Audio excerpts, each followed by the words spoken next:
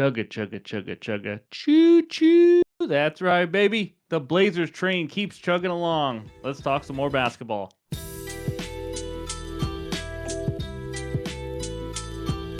What's going on, everyone? Welcome back in to another episode for Just a Bet Outside. I am your host, Steven, and we're back to talk some more NBA ball. And you know what happened, baby. The Blazers come through 6 straight wins on the Blazers now as they beat the Kings. It was a 2-2 day, and let me tell you, it absolutely should have been a 3-1 day. One of the harder losses I've taken this year. We'll go over all that in the recap.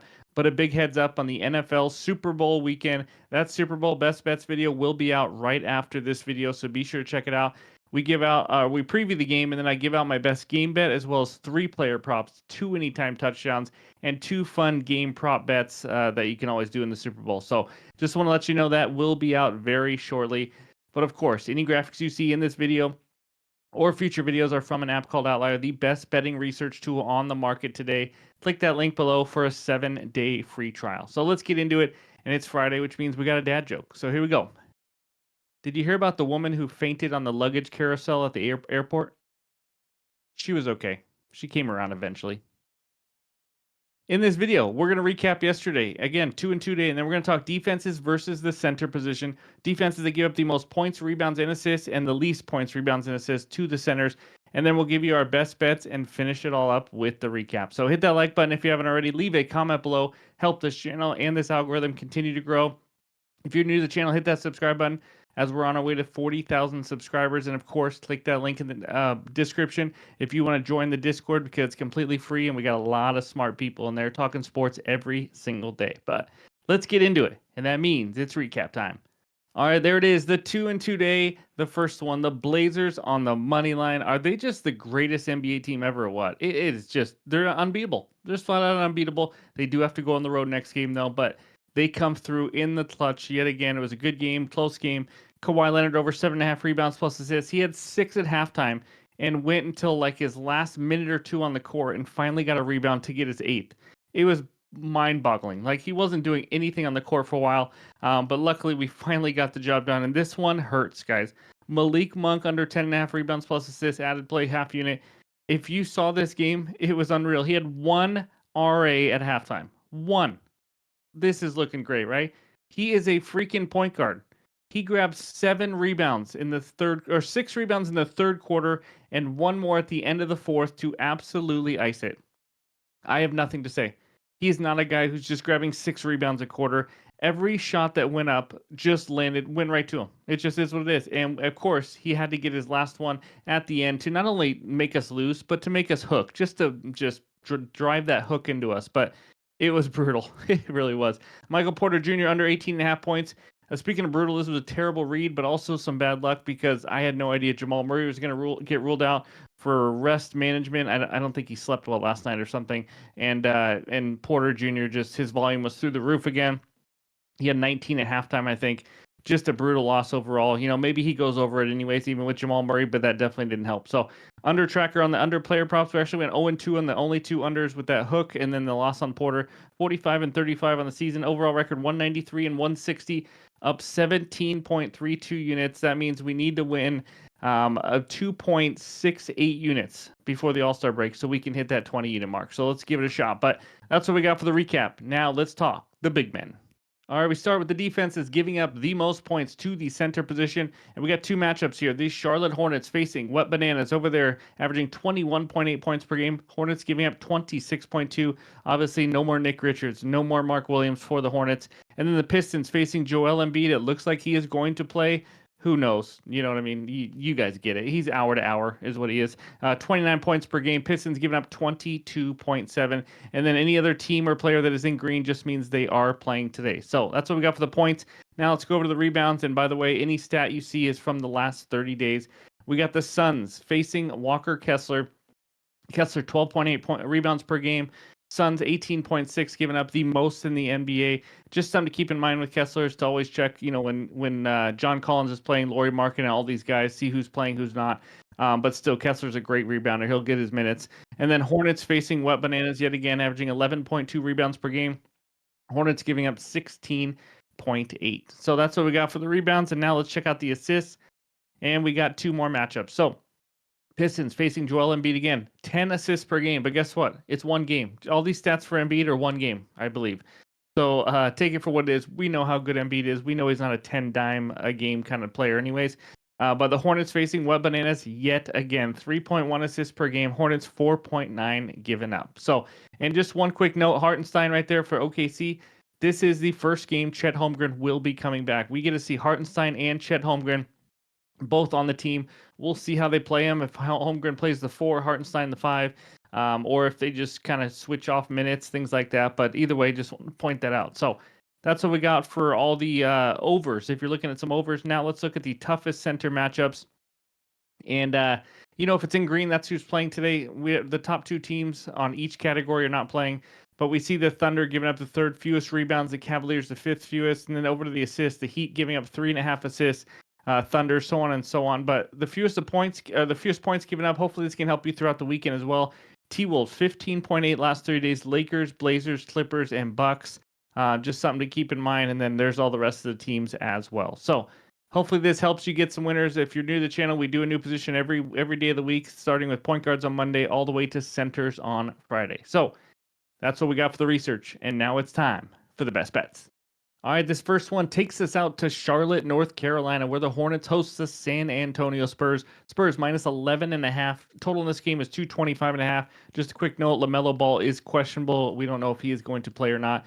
I have a mini ladder in this game. So give me De'Aaron Fox over 7.5 assists at plus 110 on ESPN Bet. I'm going to go a half unit there. And De'Aaron Fox, 10 plus assists. Got a ridiculous number at plus 375 on Bet365. I'm going to do a quarter unit there. So only 3/4 of a unit total. We'll talk about why it's only that. But you could look at double-double, but double-double odds were way less than that plus 375. So obviously take the better odds there.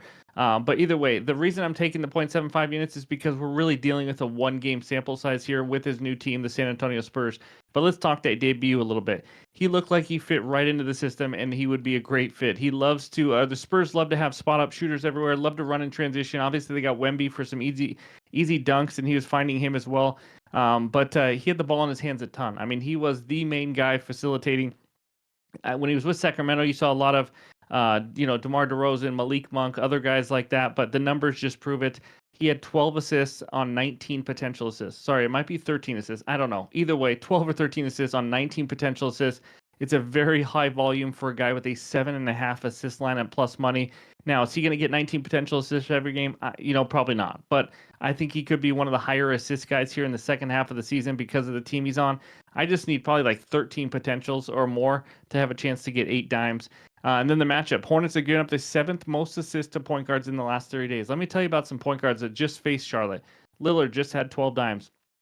Jordan Poole, 6 dimes. Jokic, 17 dimes. 17. He's a point guard. Let's face it. Harden, 10 dimes. Russell, 7 dimes. Austin Reeves and LeBron had a combined 14 assists. They are giving up a lot of assists right now to their opponents.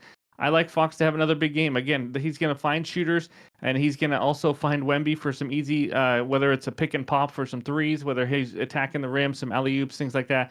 I think there's a lot more chances here on this Spurs team that likes to get up and go. So give me De'Aaron Fox over 7.5 assists. And like I said, he just had 12 or 13 assists. Give me also for the 10-plus assists, and those are my first 2 bets. All right, this second one takes us out to the ATL where the Hawks host the Milwaukee Bucks. Bucks minus 6. Total in this one is 240.5. We're going right back to the well. Give me Dyson Daniels over 10.5 rebounds plus assists, minus 120 on ESPN Bet. This is a 1-unit play for me. Like I said, we just cashed this exact bet on Dyson Daniels in his last game, and we did it pretty easily. So we're going to run it back, and we'll talk a little bit about it again. He's over in 6 of the last 7 games without Jalen Johnson. We know Jalen Johnson's out for the year. He's averaging 12.42 RAs per game in those 7 games, averaging 12.1 potential assists, 10.71 rebound chances. Now, I say last 7 games without him because this is when he's really been involved in the offense. That is a total of 22.85 potentials per game. And we have a 10.5 line. Gotta love that. Minutes are super consistent. As you guys know, he's averaging 35 minutes per game in the last 10. He's out there for his defense because he's one of the best defenders in the league, as well as his offense now. He's playing an all-around game. Really fun guy to watch also. But matchup, last 30 days, how about this? The Bucks giving up the 5th most assists to the shooting guard position and the 4th most rebounds. So we've seen the Bucks really struggle defensively lately. And the Hawks, we know they play fast. In fact, they actually have the fastest pace in the NBA the last 10 games. Bucks are 13th. So Daniel's usage is through the roof, as we know. DeAndre Hunter now off the team. I like this with or without him. But I'm just saying Dyson Daniels is one of the go-to guys to distribute. He's also been attacking that last a lot more. Let's ride the hot hand. So give me Dyson Vacuum over 10.5 rebounds plus assists as my second best bet. All right, this last one takes us out to Detroit, where the Pistons host the Philadelphia 76ers. Sixers minus 2.5. Total in this game is 224. Help me. Please help me. I am taking Joel Embiid over 27.5 points, minus 120 on DraftKings. I am going to do it a half unit. We'll explain why, but you probably know it's Joel Embiid. So I expect this line to move. I still like it at 28.5. I actually think he scores 30 plus points here, but he's been off and on injured his whole career. We know that. But when he gets minutes, he is as dominant as anyone in the NBA. He played 36 minutes last game, so that helps alleviate any stress about is he going to get minutes restriction. No, when he's ready to play and healthy to play, he will play his minutes as we saw last game. He's over in eight of the 14 games this season so far, but some of those are lower minute games with injuries and everything. In games, he has played just 32 plus minutes this season. As you can see by this outlier screenshot, he's over this in 5 of 6 games, including 5 straight games, averaging 32.8 points per game in the last 5. Just crazy. Averaging 22.8 field goal attempts per game. His volume is through the roof, as we know. In games, he's averaged 32 to 37 minutes this last season even. He was over this line in 16 of 18 games, averaging 35 points per game. It's absolutely crazy. And I know this might be the first game of the entire season that Paul George, Joel Embiid, and Tyrese Maxey are all going to take the floor. To me, it doesn't really matter because the offense is centered around Joel Embiid. He is the number one guy. I think Paul George will be on that minutes restriction as well. But he's easily gone over in the 4 straight games versus the Detroit as well. And in the last 30 days, Detroit, they've given up the 7th most points per game to the center position. It's a good matchup. Even if it was an average matchup, I'd like this. Because if you don't know, Joel Embiid is completely matchup proof, one of the best players on offense that we have in the NBA. So some NBA landmines to avoid on this one. Someone breathing wrong on Embiid, someone touching Embiid, and then other than that, blowout. But again, we have a tight spread here. I expect a competitive game. Foul trouble. He hasn't had more than 4 fouls one time this season, or he's only had more than 4 fouls one time this season. So I like this bet. I think we're getting kind of a low line here. Again, we haven't seen all 3 play together. That's why I'm also going to make this a half unit play. Plus, he's very capable of getting injured at any moment during the game. So let's hold our breath and take Joel Embiid over 27.5 points. That is my third and final best bet on the video. Any added plays will be in the pinned comments below on X and on Discord. So before we get out of here, let's check out that recap.